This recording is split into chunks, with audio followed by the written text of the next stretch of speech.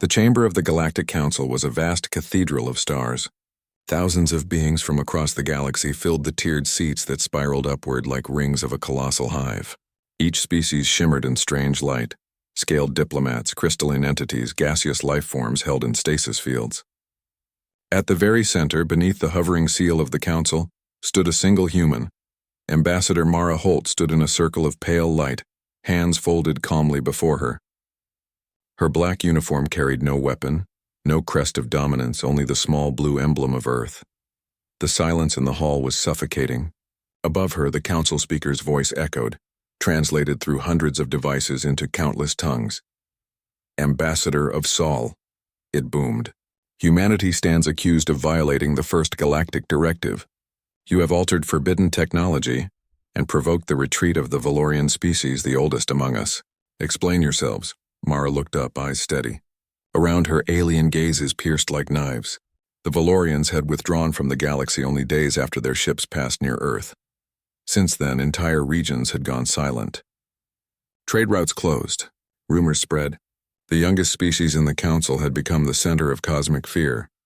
Esteemed counselors, Mara began, her voice calm against the sea of whispers.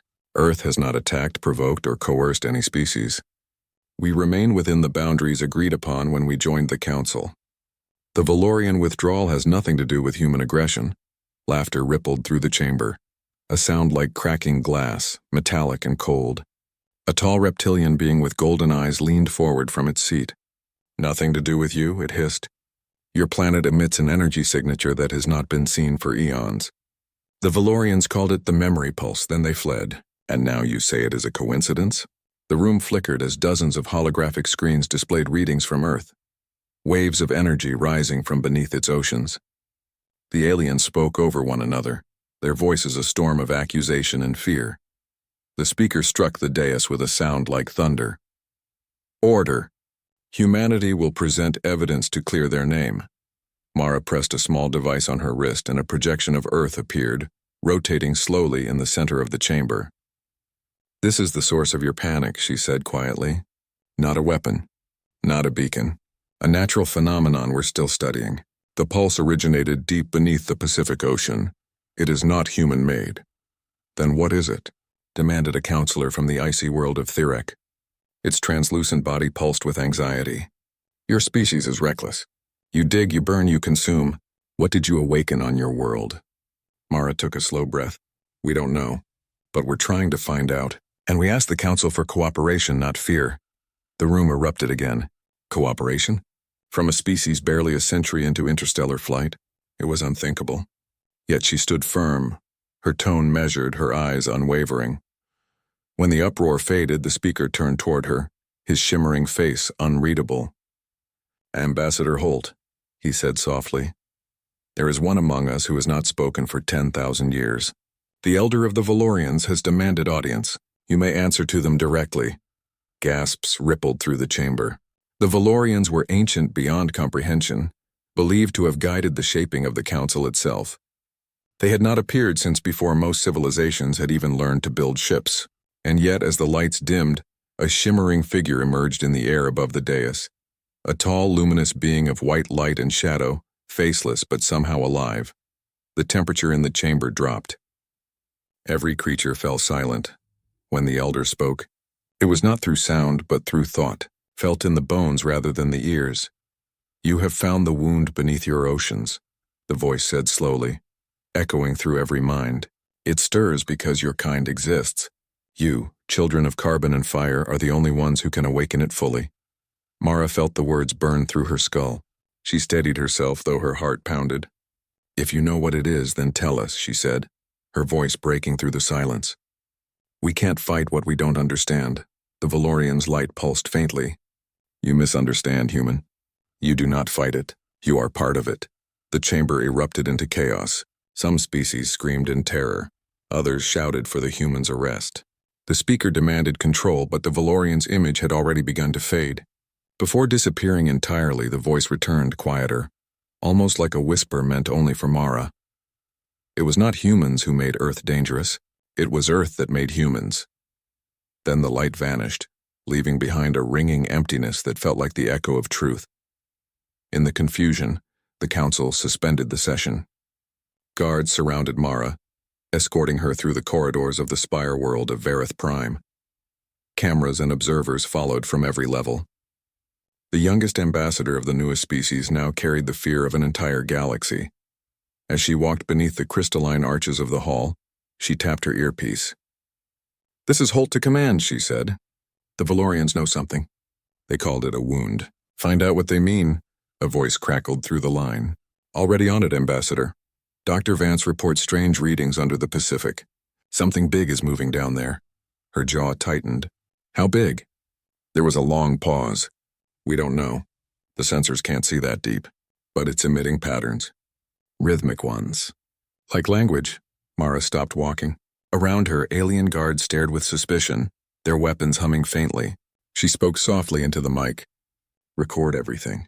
If this is what they fear, we need to understand why." In orbit above Earth, satellites captured faint energy spikes from the ocean. To most, they appeared random.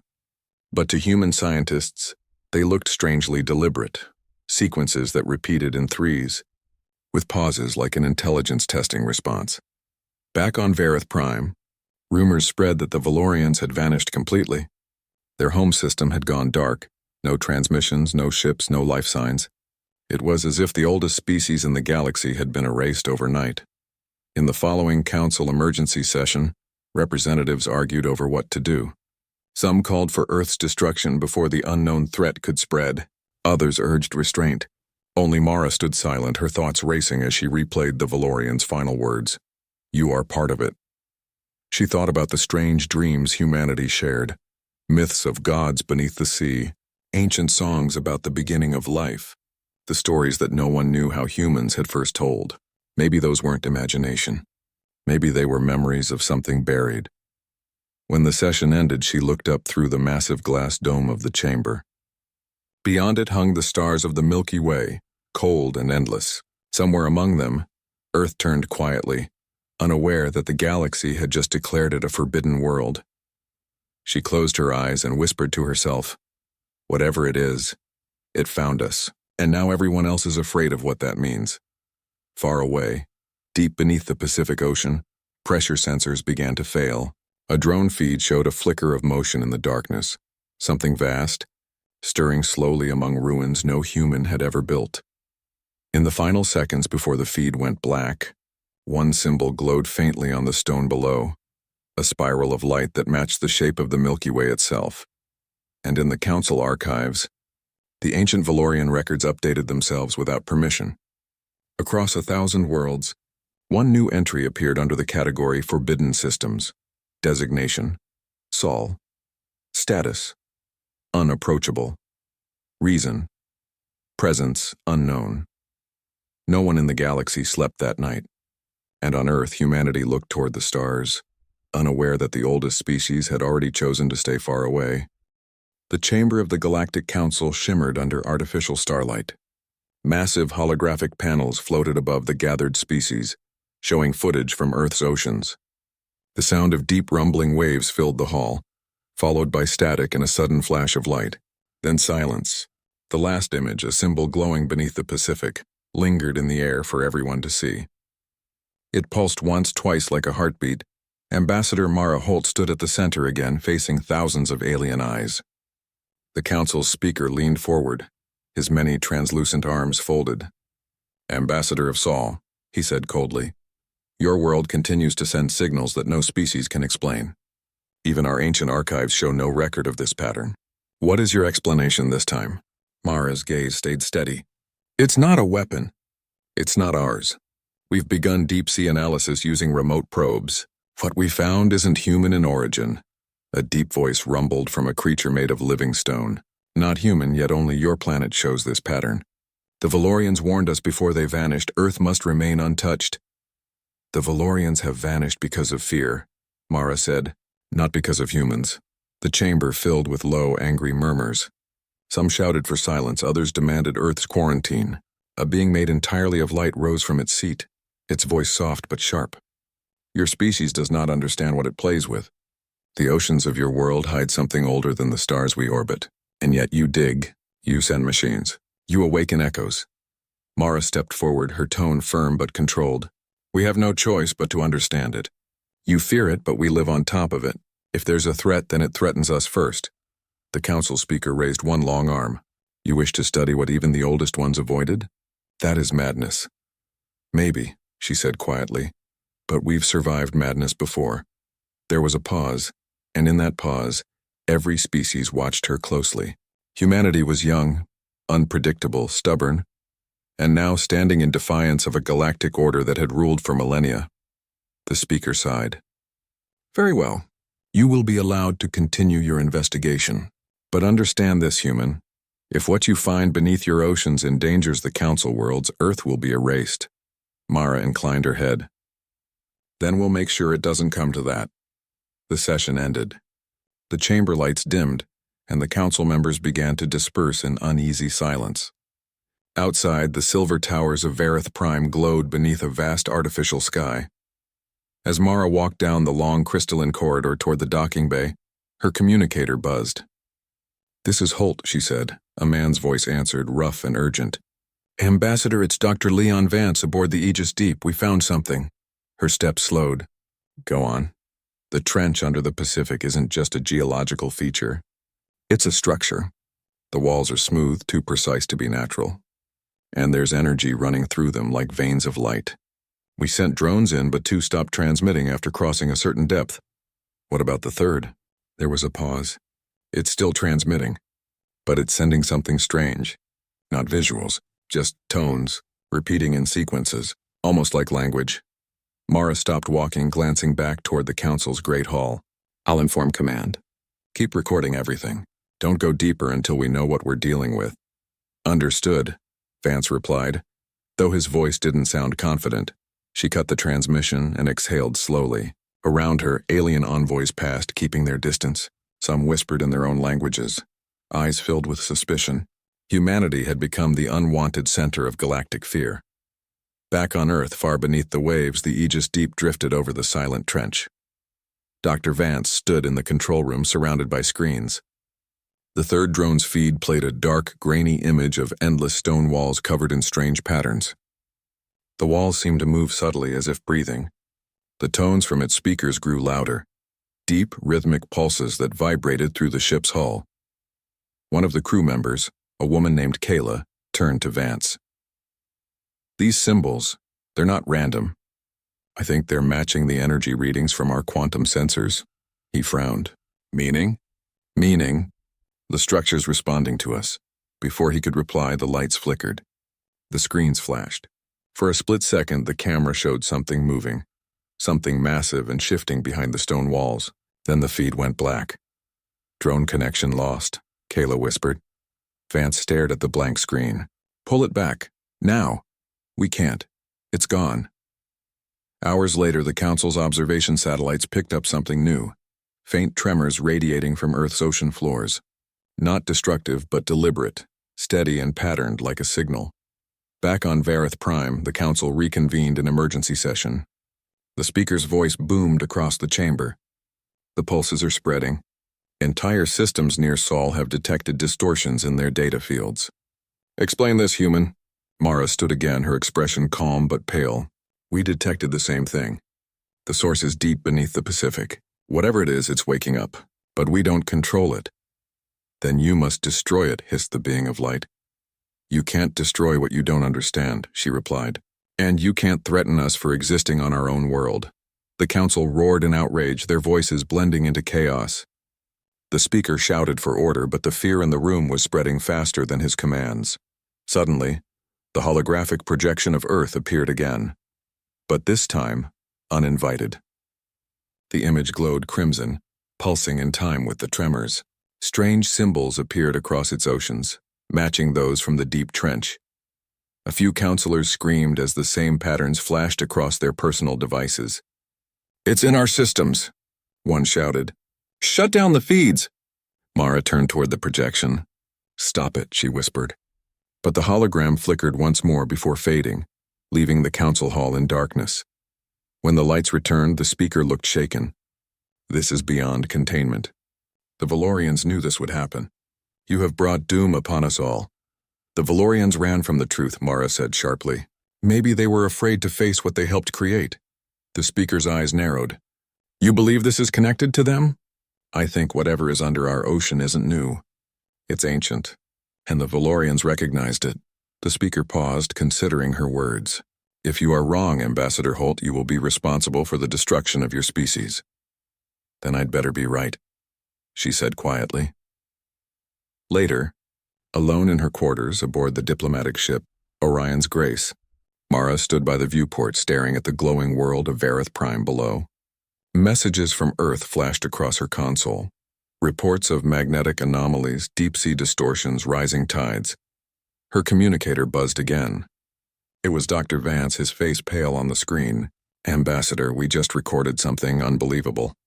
The symbols on the trench walls, they changed. They're showing us now, humans, our faces. It's like the structure is remembering us, Mara's breath caught. How is that possible? I don't know. But it's adapting to us, almost like it knows we're its descendants. Before she could answer, the feed flickered. Behind Vance, the control room lights dimmed and the walls seemed to vibrate. A deep hum filled the air. Mara, Vance said, his voice trembling. I think it's trying to communicate. Then the feed cut off entirely. Across the galaxy, the Council's systems began to glitch again. Star maps rewrote themselves. Ancient records changed dates and entries. In one moment, Earth appeared as a minor world in the archives, and in the next, it was labeled with a new tag, Origin World Unclassified. The Speaker of the Council watched in horror as his terminal updated on its own. This is impossible, he muttered. No system can alter the archives. But far away on the blue planet that started it all, the waves rolled heavier. Beneath them, something vast shifted in the dark. Its movements slow, patient, and alive. And for the first time in recorded galactic history, the oldest species, the Valorians, sent a message to the Council from the shadows of space. We warned you. Their voice echoed across the network. It is not the humans you should fear. It is what remembers them. The transmission ended, leaving only static. Mara stood alone in her ship, staring into the stars, realizing that whatever the Valorians feared had already awakened, and humanity was standing right above it.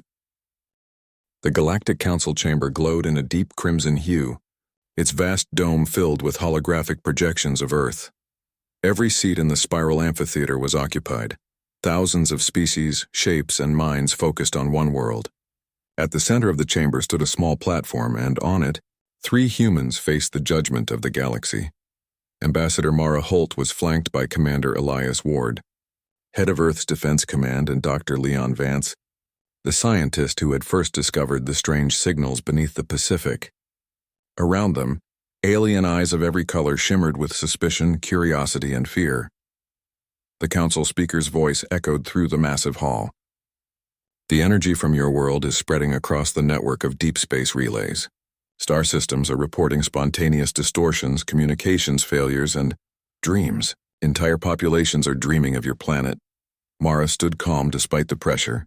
The phenomenon is not a weapon, she said clearly.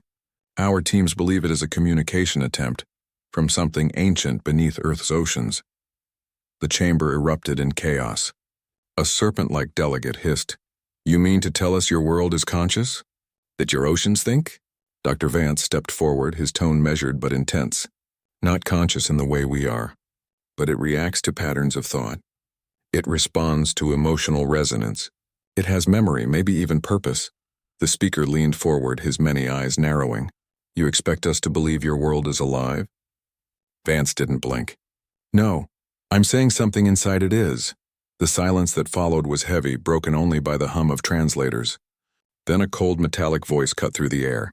A machine entity representing one of the mechanical civilizations. The Valorians warned of this. They said Earth is not a planet, it's a shell. Something older sleeps beneath it. Mara looked up at the massive display hovering above the chamber, showing the deep-sea trench where the signals originated. Whatever is under our ocean has existed longer than your council. And if it wanted to destroy us, it already would have. But it hasn't, it's trying to talk. You call this diplomacy? Another voice shouted. Your world infects our systems. It changes our data. It reaches into our dreams. This is not communication, it's invasion. Mara's calm mask finally cracked, her voice rising over the noise. Then maybe it's reaching for help. The speaker raised his staff and the room fell silent. Enough. Humanity will return to its world and contain this phenomenon. If you fail, the Council will impose eradication protocols. Commander Ward stepped forward. You're threatening the entire human race based on fear. The speaker stared down at him. Fear is what keeps civilizations alive. Hours later, aboard the human diplomatic vessel orbiting Vareth Prime, the three stood together in the briefing room. Earth hung far away in the viewport, blue and peaceful, giving no hint of the chaos below its surface. They don't understand. Vance muttered. They think this thing is a danger. But it's not attacking, it's remembering. It's showing us flashes of the past of the first civilizations that ever existed. Mara crossed her arms. If that's true, then it's rewriting their histories. The Council's archives already changed once. They'll see that as a declaration of war. Ward's expression hardened. Then we have to find proof. Something that shows what's really happening before they decide to wipe us out. Back on Earth, the Aegis Deep floated above the Black Trench. The ship's last transmission had revealed that the glowing symbols under the ocean were shifting again, forming human-like shapes and spiral patterns across miles of stone. The crew's final recorded words were, "It's awake." Vance replayed the footage again and again, trying to decipher the patterns. They matched no known code. Yet somehow, when viewed through frequency modulation, the symbols created sound, music of a sort. Deep, slow, and haunting. What if it's language? He whispered to himself. What if it's trying to sing? Suddenly, one of the ship's terminals flickered. A message appeared in an unknown script. As the computer translated, the words resolved into a single chilling phrase, "We remember you." He froze. "Mara," he said through the comlink, "it's talking." Her voice came through after a few seconds. "What does it mean?" "I think it recognizes us. It knows humanity. How can that be possible?" Before he could answer, the ship shuddered. The feed glitched again, showing a blurred image of light moving deep beneath the waves. For the first time, something vast stirred, an outline of impossible scale, shifting within the blackness like a continent coming to life. On Vareth Prime, the Council's monitoring systems captured the same movement. Emergency sirens blared as the speaker demanded reports. Data flooded in, massive gravitational shifts but no destruction. Then, without warning, all holographic systems across the Council began projecting the same image. Earth's oceans glowing from space. The Valorian systems, long thought silent, reactivated. A single transmission reached the Council chambers. The voice was unmistakably ancient. You were told not to look upon the origin world. You were told not to disturb what sleeps there. The speaker shouted, "Identify yourself." The reply was slow, almost mournful. "We are what remains of the Valorians. We hid because we remembered. You feared humanity, but you should have feared what they were made to awaken." The projection ended, leaving every Council member staring in horror. Mara's communicator buzzed again. Vance's voice was shaky, filled with awe and fear. "It's sending us visions. I'm seeing things, cities under the sea made of light, beings that looked nothing like us but somehow familiar. They were building something inside Earth before humanity ever existed." Mara's heart pounded. "Are you saying humans are connected to it?" "I think we're its legacy," he said softly. "We didn't evolve randomly. We were meant to be here." Outside the Council Hall, alarms continued to echo. Ships near Earth reported gravitational distortions. Planets along the inner rim of the galaxy detected faint synchronized energy pulses, like a heartbeat spreading outward. Inside the human vessel, Mara stared at the stars, realizing the terrifying truth. "If it's remembering us," she said, "then it's waking up through us." Ward looked at her grimly. "And if it's powerful enough to rewrite data across light years, then the galaxy's right to be afraid." Mara shook her head. "No, fear is what started this. If this being is a memory, then it's calling for recognition, not destruction." As the ship turned toward Earth, the Council broadcast one final warning across every channel. All species are ordered to avoid the Sol system. Any interference will be considered an act of galactic aggression. But deep within the blue planet, the pulses grew stronger, forming a rhythm that no machine could block. Across the galaxy, individuals began to dream of the same image, a vast ocean of light and a voice whispering the same phrase in every language. "We remember you." In the Council's archives, The entry for Earth updated again without command. This time it read, Designation, Sol 3, Classification, Memory Core, Status, Unknown, Warning, Do Not Interfere. And though most of the galaxy obeyed in fear, humanity stood on the edge of revelation. Mara Holt, Commander Ward, and Dr. Vance watched their homeworld from orbit, each silently aware that they were no longer witnesses to history. They were part of it, part of something ancient enough to shape the stars themselves. Far below, the waves rose higher, glowing softly against the night. The world was remembering, and the rest of the galaxy could only watch as Earth began to wake. The Galactic Council chamber pulsed with color and sound, a cathedral of glass and light built to house the voices of thousands of worlds. It was said that no being entered this hall without feeling small, and for the delegation from Earth that truth hit hard. At the center of the massive chamber, 3 humans stood beneath the judging eyes of the Council's representatives. A spiral of tears climbed upward into shadow, filled with beings of every imaginable form, liquid intelligences encased in tanks, crystalline entities that shimmered with data, and winged creatures perched on high platforms. At the very top sat the High Speaker, a towering presence of living metal, its voice echoing like thunder through the hall. Representatives of Earth, the speaker declared, you stand accused of destabilizing the Perimeter Accord, tampering with restricted zones and violating the sovereignty of the outer systems. Do you deny these charges? Captain Rice met the speaker's gaze without fear. We don't deny contact, but we reject the accusation. The outer systems reached out to us first. The chamber erupted in murmurs. Dozens of translators buzzed with confusion. One delegate, a scaled being with burning red eyes, leaned forward. Lies. The humans spread their machines to the fringe worlds without permission. They teach forbidden sciences. At that, Dr. Talia Reed, Earth's chief xenohistorian, took a small device from her pocket and placed it on the glowing platform. The hologram above her flickered to life, displaying footage of alien ships approaching Earth's colonies in silence. Your own outposts made the first move, Talia said. They wanted what we discovered, an ancient artifact buried beneath our lunar surface. You call it forbidden. We call it a mystery left by the ones who came before you. The image shifted, showing the object in question, a floating sphere of dull silver, etched with unknown runes. Energy readings spiked around it, forming patterns of rhythm and sound. The speaker's metallic fingers tightened on the armrest. You tampered with it? Rice nodded. We studied it. We learned that it's a key, a memory core of an ancient civilization, and we think the Council has been keeping the rest of the truth hidden from the younger species.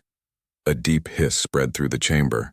Several alien representatives began communicating through private channels, their lights flickering rapidly. The speaker raised one arm. You tread dangerously close to heresy, human. Those artifacts are relics of the Founders. No world is permitted to activate them. Then why, Talia said sharply, are they still active? Why does the one under our moon keep sending signals across the galaxy?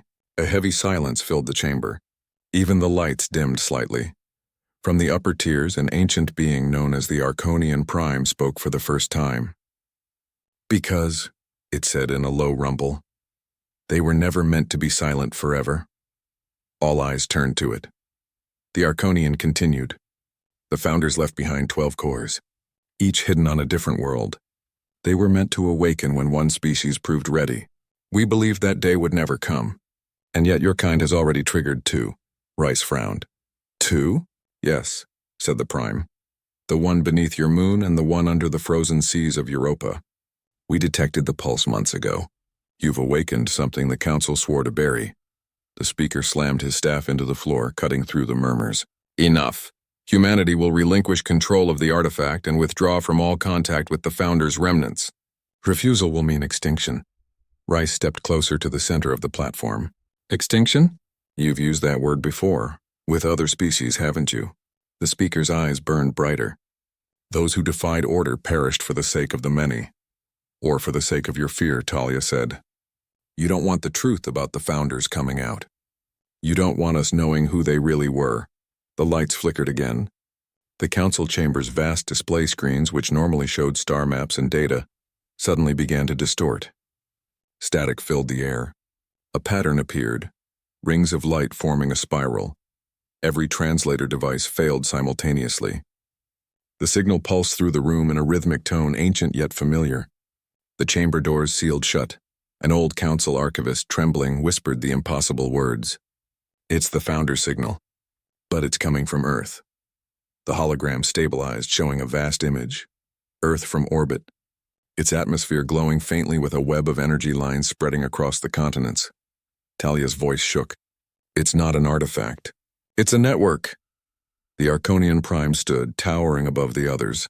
"You mean your planet itself has begun to awaken?" Before anyone could respond, the Council's emergency channel opened. The speaker's aide appeared as a flickering hologram. "Hi, Speaker. We are receiving uncontrolled transmissions from human space. They are not communications, they are instructions.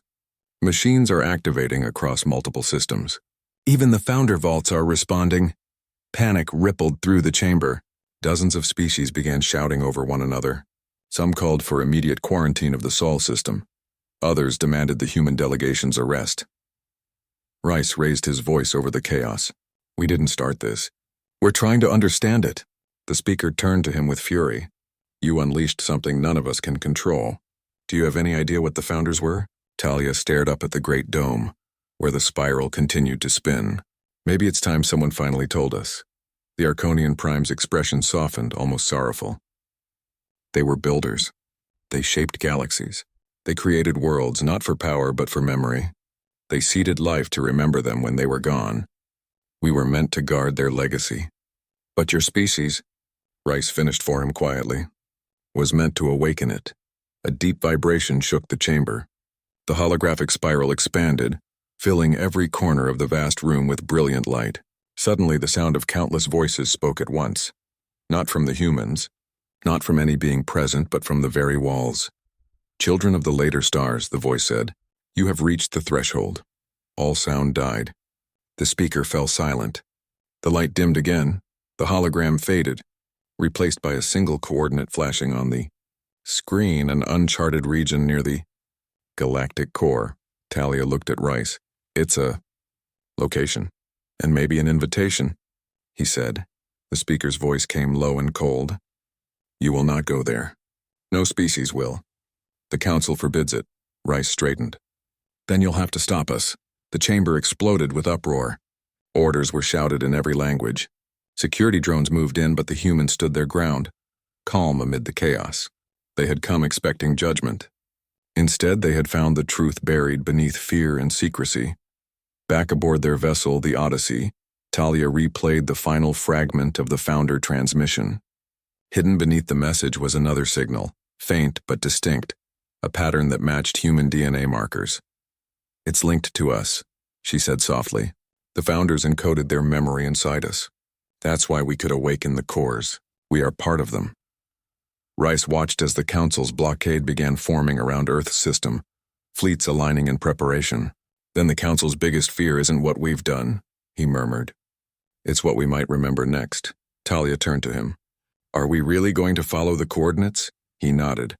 "If humanity was meant to finish what the founders started, then we owe it to the galaxy to see what they left behind."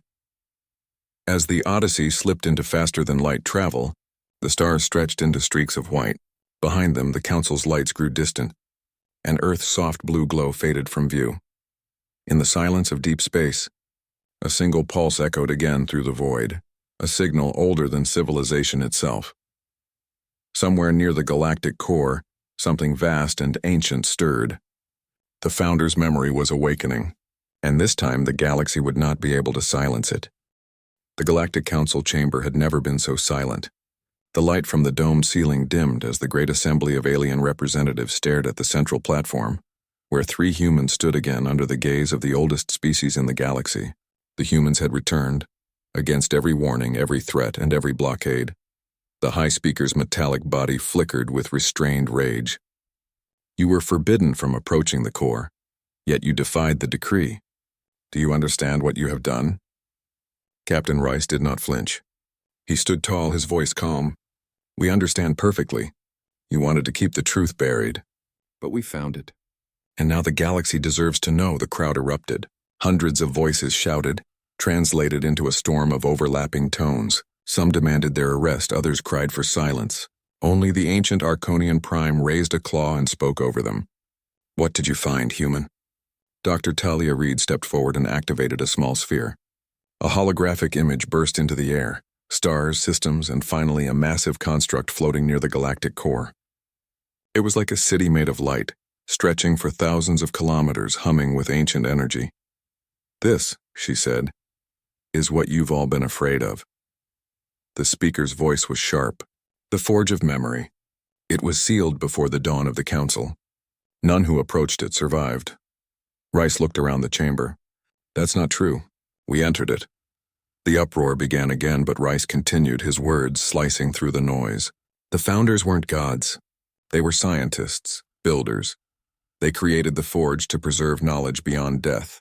Every world they touched was part of it, including Earth." Talia's voice shook slightly as she added, "When we entered the Forge, it recognized us. It spoke in human language. It said it had been waiting for us." Dozens of alien eyes widened. The speaker leaned forward. "Impossible. The founders vanished millions of cycles before your kind ever walked upright." "Maybe not vanished," Talia said. "Maybe they became us." The council chamber froze. Rice brought up a second projection, images of human DNA sequences intertwined with the patterns found on the founder artifacts. "This is proof.